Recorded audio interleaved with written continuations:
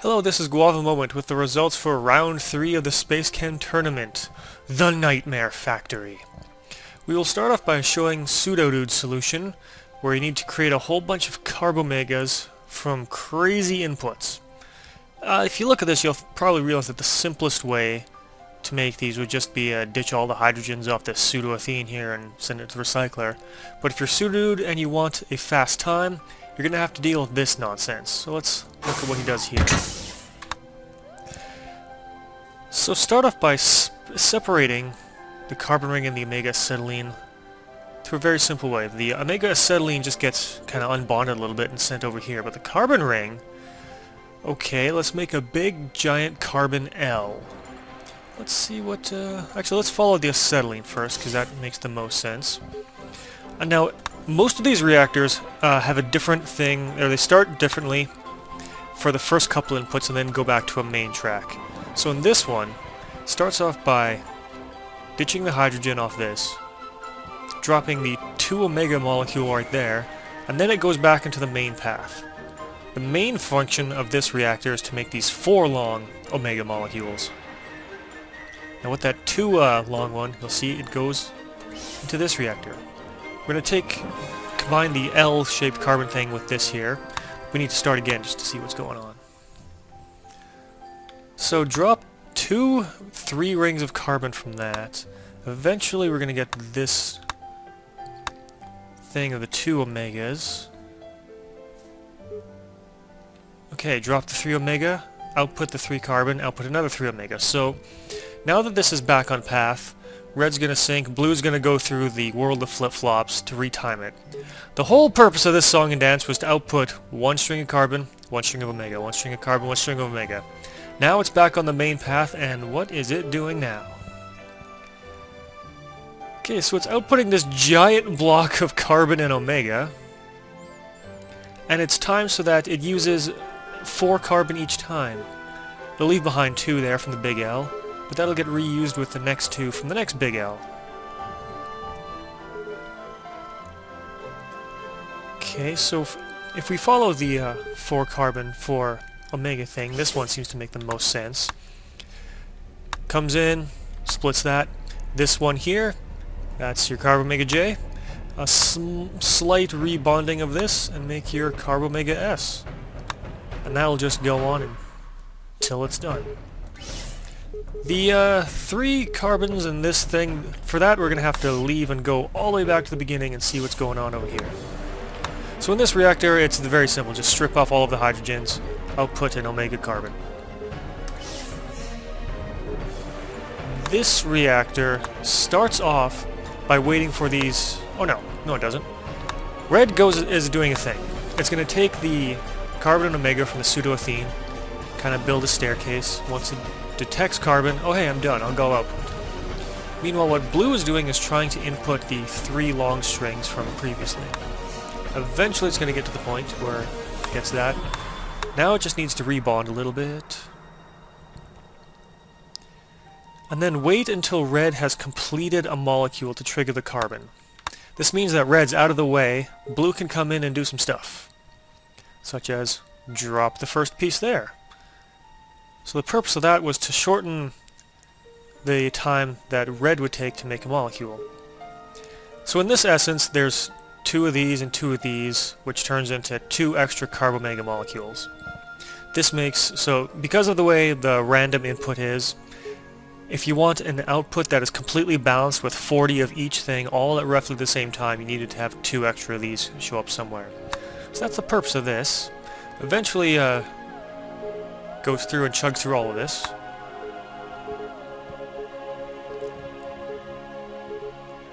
So blue's just about ready to do its thing.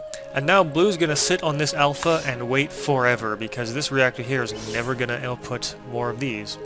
It's just going to keep outputting all of these here until it gets completed. So as you can see, once we get to the end, it all seems to be balanced very, very equally. There's that outputted. And we are ending up at 1,164 cycles. Pseudodude claimed this was 1,163 cycles, and I spent an hour, like, tearing my hair out trying to figure out where this cycle came from. Eventually I figured it out. What I'm going to do is this reactor, I'm going to destroy it and rebuild it exactly the same way. Just give me a second here. Okay, so I've rebuilt this reactor. It's exactly the same as it was before. Gonna run the thing again. 1163 cycles. What was going on here is that when I was designing his reactor from the screenshot, I put this reactor down, this reactor, this one, this one, this one, this one. There is a reactor priority. This reactor absolutely had to be placed down before this one. Otherwise, this guy outputs, it hangs a cycle, and then this guy inputs. If this one is placed down after, what happens is this outputs into this pipe, and this reactor inputs it all in the same cycle.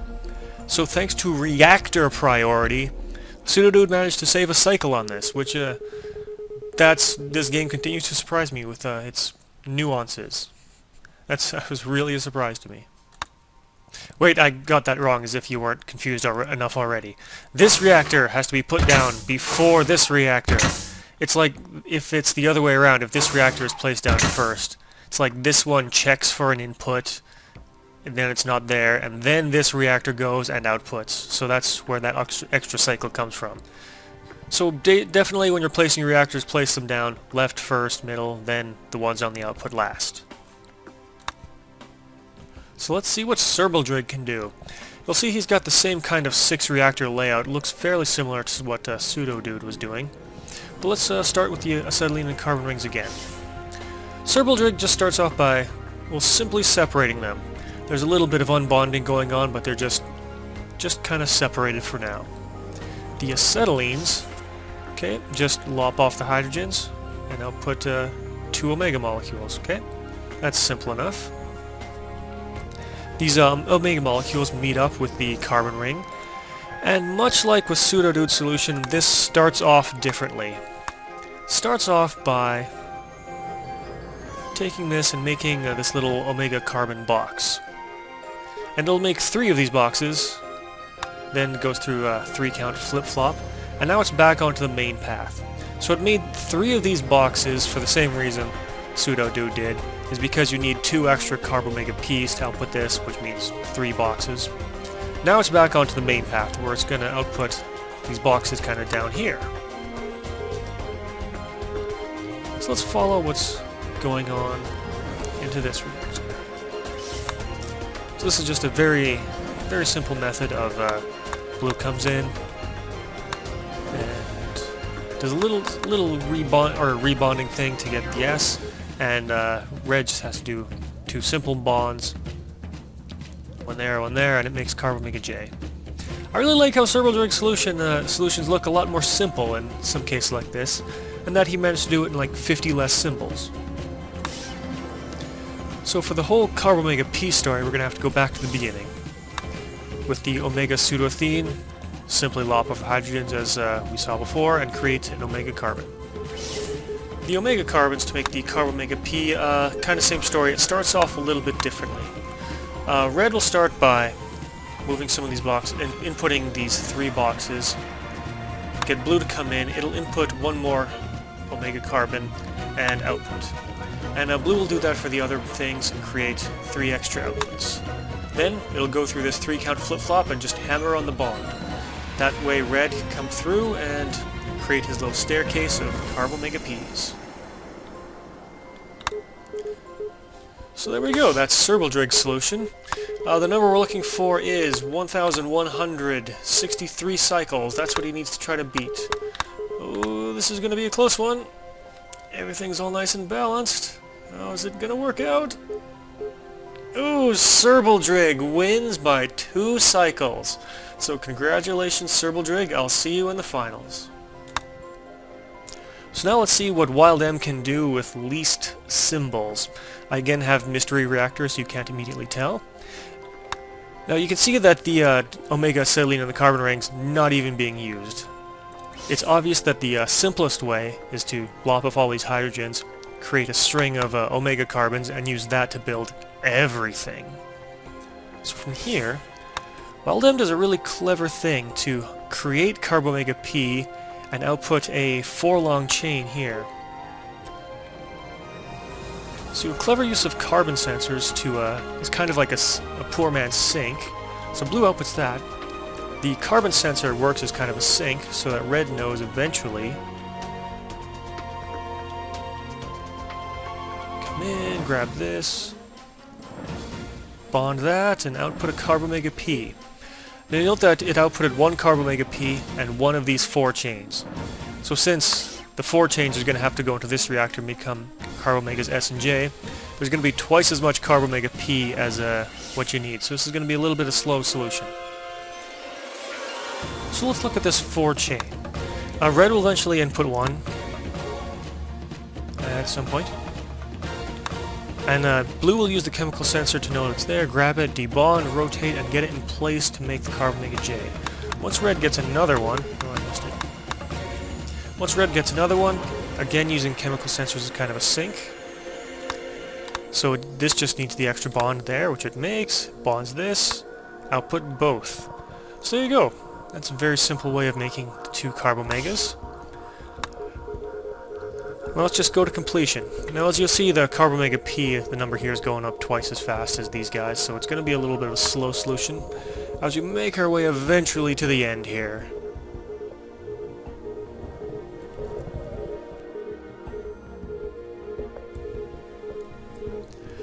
So this ends up over 9,000 cycles, but that's not what's important. It's the symbol count, and this is not his symbol count, but I'll have to remove the mystery reactor first. So let's see what Jabor does.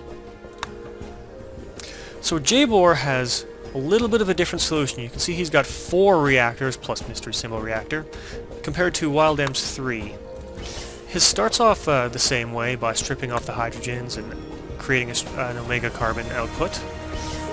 Right here what Jabor has is just kind of an uneven splitter.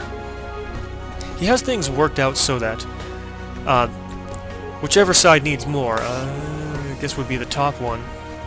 This outputs in a 4:3 ratio, for its 4 outputs up to 3 down. So... no, it's 3 up 4.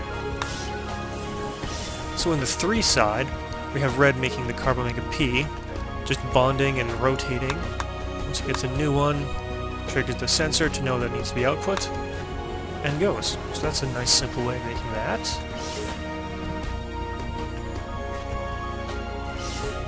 And nope, from here. So red just goes through and bonds straight up together to make the Carbomega S.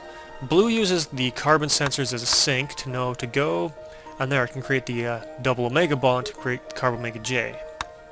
And we'll see what red does here one more time. Just goes back and forth and bonds all those together. So there we go, there's Jabor's solution. And what's really cool about this is that his uneven splitter, it just works perfectly. There is no wasted outputs.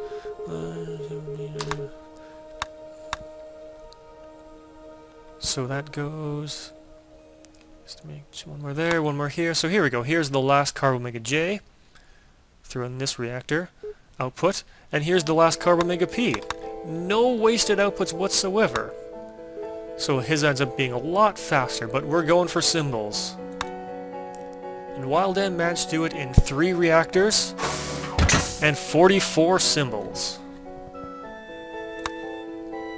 Jabor needed an extra reactor.